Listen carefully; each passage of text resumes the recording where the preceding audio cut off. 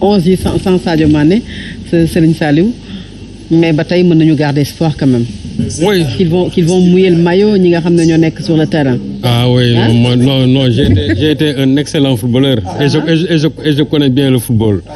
Waaw. Donc xam nga ça peut être une excellente opportunité pour d'autres joueurs sax décoller. Parce que souvent quand le joueur phare bu absenté dafa war a nekk source de motivation pour yeneen joueurs yi nga xam ñoo fi nekk ñu wane seen doole. Je prends exemple en 1998 avec la France. Le meilleur joueur français c'était Eric Cantona. Mais pour des raisons de discipline, l'entraîneur avait jugé nécessaire de ne même pas le mettre dans l'équipe. Et à l'époque, le directeur de publication du journal L'équipe dafa topp ci kaw entraîneur bi di ko dal Aimé Jacquet di ko dal waa France di ko ne quart de finale demi-finale bañ dem finale ba jël ko. Le directeur de publication de L'équipe dafa rendre sa démission par la suite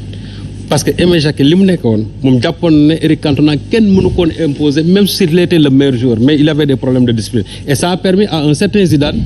de se révéler et d'éclore et d'être encore le meilleur joueur du monde. Donc l'absence de Cantona moo permettre sax Zidane mu presque mu fës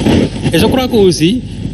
une opportunité s'offre pour certains joueurs ñu gën a wane encore seen doole en l'absence de Sadio Mané. Xam nga les gens parlent de la Hollande man Hollande bii ma gis c'est pas un foudre de guerre c'est pas la Hollande des Johan Cruyff c'est pas la Hollande des Robbie Rensenbrink des Willy van de Kerkhoff des Jan Pieters et cetera donc pour man Hollande bii les ay Memphis Depay ñoo fa nekk te ñooñu xam naa si seen i limites donc suñu équipe bi amuñu lu ñuy craindre même en l'absence de Sadio Mané man jàpp naa ne tey bu ñu demee war nañ mën a am de bons résultats par rapport à ça l'essentiel nag nañ ko gëm il ne faut pas aussi qu'on fasse planer chaque fois l'absence de Sadio Mané comme étant un handicap parce que loolu bu ñu ko defee dans la tête des joueurs psychologiquement dañuy am problème mais dañoo war a wax ne en l'absence de Sadio Mané c'est là où yéen fa ngeen war a mën a gën a amee doole pour mën a wane seen bopp et de tout temps ça a été comme ça da ngay gis aujourd'hui la France est handicapée parce que am na seen joueurs yu bari yoo xam ne duñu dem mais ce qui est sûr et certain que ñoom dunduñu loolu donc ñun aussi il ne faut pas que même au niveau des supporters ñu gëmloo ne sans Sadio Mané on aurait souhaité qu'il soit là porter équipe bi parce que c'est le capitaine de l'équipe mais les choses étant ce qu'elles sont tey on va faire maintenant avec ñi nga xam ne ñoo fi nekk dañu fi nekk aussi je crois que am nañ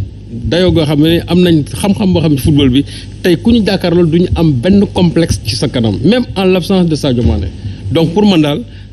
l'absence de Sadio Mané c'est vrai c'est regrettable mais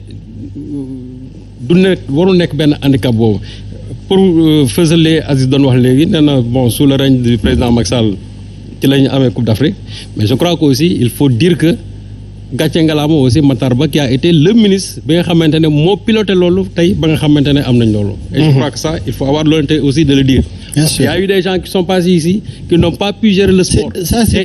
toujours du Macky Sall. C'est la même chose. Matar Ba c'est le ministre de la jeunesse. D'accord mais dama ne mais c'est la famille du président Sall toujours mais Diatara aussi moo tax Sadio Mané gaañu aussi jëwriñ ba ko jiite ñu jox ko moyens yi. voilà mu xam nan la koy defee baax na aussi jëwriñ jooju ñu tudd ko. te jëwriñ jooju c'est Matar Ba. oui mais Matar président Macky Sall moo ko dooleel parce que moom moo ko nommé la politique. avec Diatara daal ça commence mal te président Macky Sall moo ko indi aussi. comment ça commence mal non comment ça commence mal calculer noonu ñu wax la comment ça commence mal comment mais ñu ngi nii ki ñu yaakaar mu ngi nii du dem. si Diatara la ñàkk a dem. xam nga moo tax ma ne comparaison n'est pas raison. non quand même ça vraiment le dire vraiment ça c'est pas responsable du tout hein. Je suis désolé mon frère mais ça il faut pas le dire. ah mais qu'est-ce que tu veux li nga wax nii nag li nga wax la tontu. évitons de politiser ça. man li ma doon wax en parlant du président c'est-à-dire dama wax ne. ñëpp d'accord vous politisez tout. président jël na toutes les dispositions pour mettre l'équipe nationale dans très bonnes conditions. voilà donc bul wax ne parce que kii Diatara est mal parti parce que Sadio est blessé loolu le dire vraiment c'est manquer de respect au peuple sénégalais. L'environnement sain daf ci bokk. C'est ça boo gisee Sénégal la plupart du temps on a toujours eu de bons joueurs. toujours de bons joueurs. mais gis nga l'environnement boo gisee pourquoi en 2002 on a eu des problèmes parce que on avait l'une des meilleures équipes mais il y avait un problème d'environnement au sein de l'équipe. Tout à fait. te loolu nag dama ne dafa am ministre boo xam bi mu ñëwee il a assaini cet environnement là. C'est ça. faire de sorte qu'il y ait la sérénité. C'est très léegi bien. nag tey dafa am loo xam dafay commencer judduwaat. parce que déjà li presse bi évoqué barki démb en disant que déjà Ablaye Sow et je ne sais pas Diatara ay problème commencé na am loolu dafay déteindre ci équipe bi su fekkente ne cette information là est avérée alors que su la reñ dem Matar ce problème là était réglé su fekkee ne loolu dafa nar ressurgiraat encore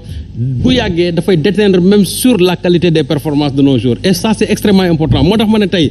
ñooñu nga xamante ne ay ministres de la République lañ ils doivent tout faire ba nga xamante ne seen querelle de chapelle yooyu nañ ko jël teg ko fële. nous il y a pas de querelle de chapelle. ah non en tout cas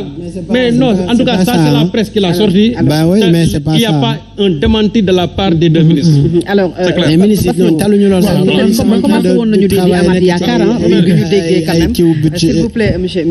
Aziz. bi ñu déggee quand même Aliou Cissé publié liste bi boole ci Sadio Mané ñu jàpp ne après sa blessure bi nga xam ne am na ko il va revenir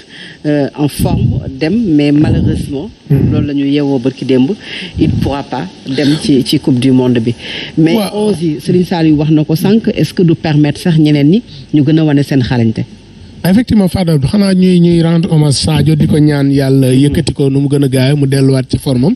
mais je pense que Sénégal tey il faut que ñu xam ne aussi équipe bi ñu am nii je pense que individuellement amuñu ko woon sax en 2002 tey au-delà de Sadio Mané vous avez Edouard Mendy qui fait partie des meilleurs gardiens au monde Kalidou Koulibaly secteur bi mu féete il fait partie des meilleurs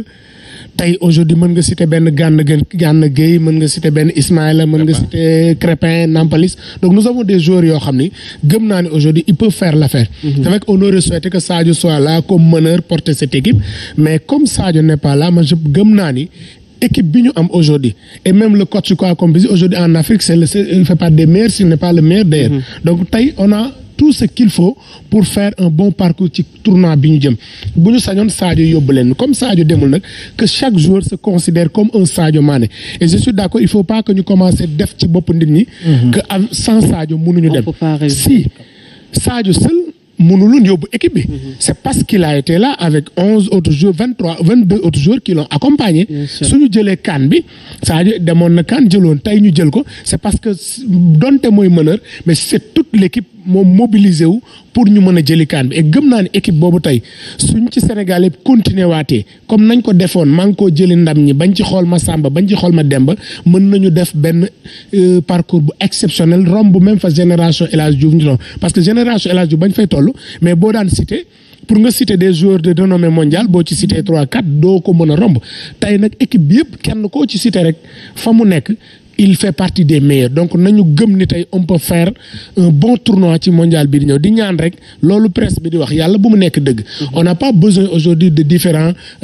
Ablaye Seydou Yankhoba ce dont on a besoin aujourd'hui ce dont on a besoin moo tax ma ni yàlla bu mu doon dëgg yàlla bu mu doon dëgg loolu presse bi di wax parce que li ñu soxla tey cette équipe qui a été à la CAN avec tout le Sénégal uni xamuñu kii Massamba la ak Mademba cette unité là nañ ko bokk autour de slogan bi ñuy wax manko wuti ndam li xam ne suñu gagné c'est seulement le Sénégal qui va gagner. bien sûr loo ci dolli Saliou avant. xam nga dafa am lu Serigne Saliou Gueye wax lu am solo muy le problème bi nga xam ne ñu ngi koy sentir nit dooni problème amul booy sentir problème il faut détecter le mal par la racine nga dindi ko parce que Ablaye Seydou Sow ak Yankhoba Diattara ces temps-ci boo xoolee divergence bi dafa bari et loolu bu installé woo au sein de la tanière ce n'est pas bon il faut mu am. il est le premier à dire que nañu wax sénégalais yi dëgg que Sadio est effectivement il vient de dire pour cette coupe du monde bien sûr. wax leen dëgg sénégalais yi Sadio du dem quelque temps après les médecins l'ont confirmé beneen wàll bi mu ñëw par rapport au logement le ministre Yankhoba Diattara énormément de problèmes Abdoulaye Seydou Sow moom c'est il fait partie de la fédération. Yankhoba est le ministre des sports sport moo doon loo xamante ni si buñ la ko joxee rawatina ci wàllu football il faut comprendre le monde sportif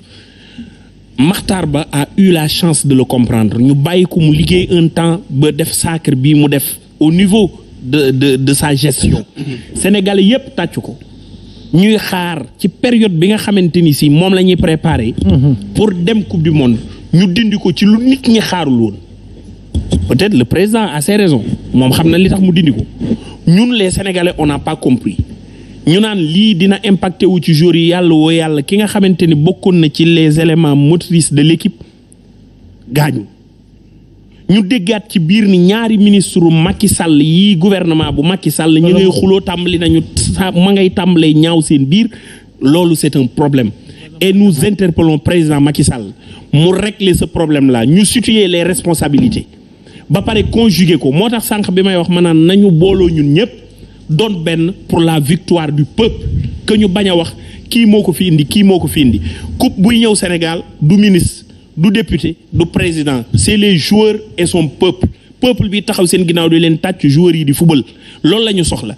coowaloo gi nga xamante ni moom ngeen di teg ci seen biir querelle politique ak positionnement bi nañ ko teggi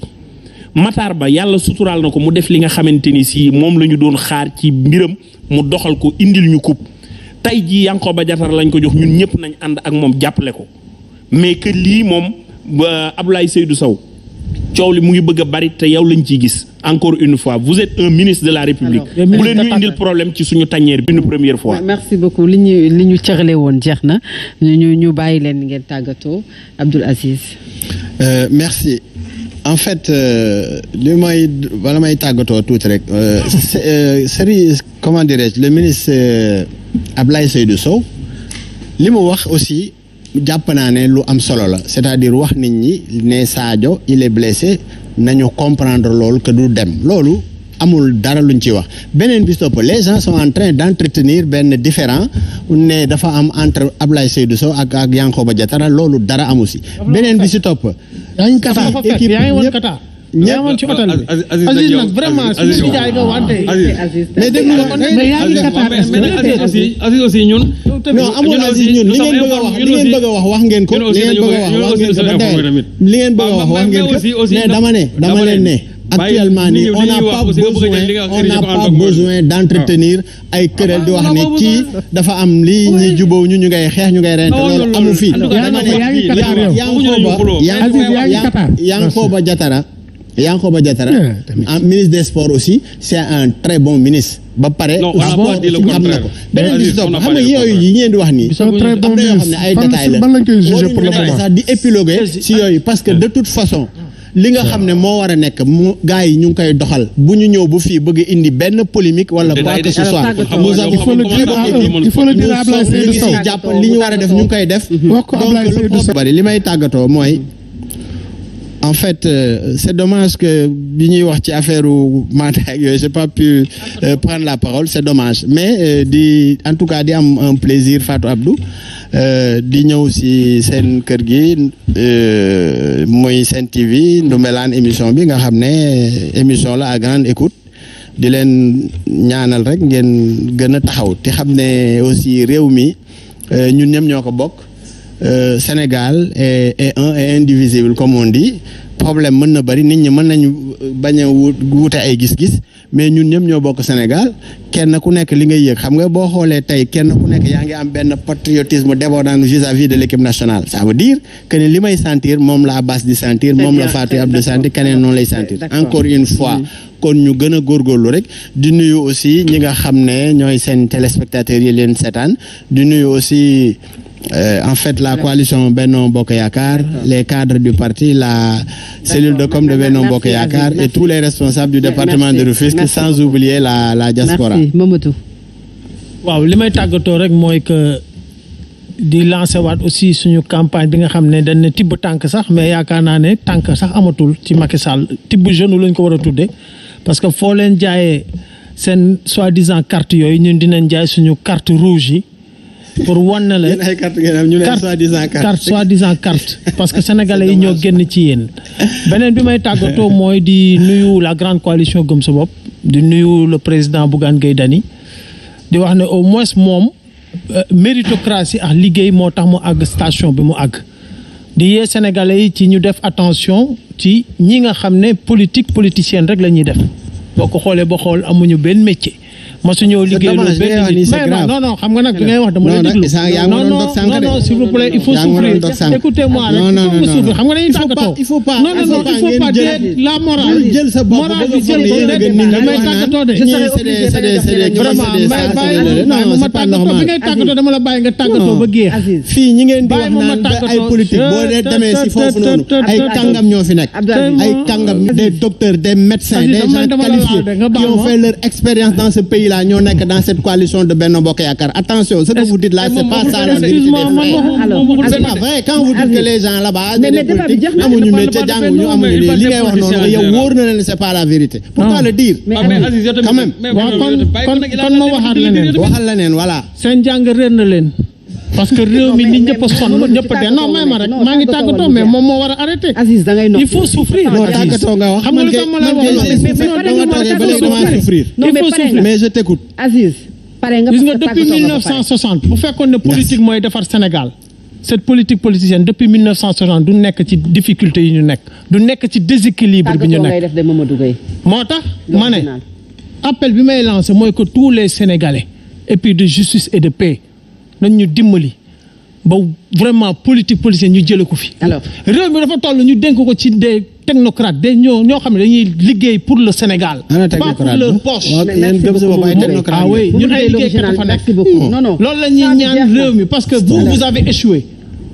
les politiques tey boo duggee ci àll bi gis lu ñu gis seeram day daw alors que ñii di liggéey ñàkk seen njëriñ mënuñu am dara. baykat bi sàmmkat bi nappakat bi ñoo gën a sonn ci réew mi et ñooñu la seen ñàkk di sotteeku ci réew mi. Bassirou Sénégal nag bu ñu bëggee génn ci li ñu nekk ay jàpp ay nit jàpp ñenn ñi lenn la mooy nañu génn ci cadre politique politicienne bi ngeen ñu dugal depuis 1960. parti politique la wala waaw peut-être man li may terminer rek lancer un appel au ministre en charge des collectivités territoriales parce que le premier ministre j'ai l'impression qu'on n'en a pas au Sénégal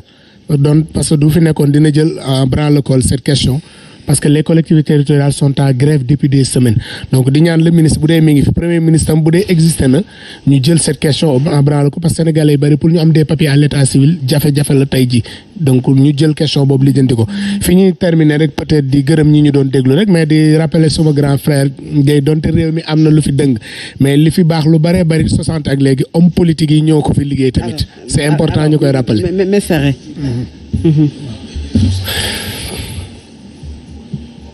bi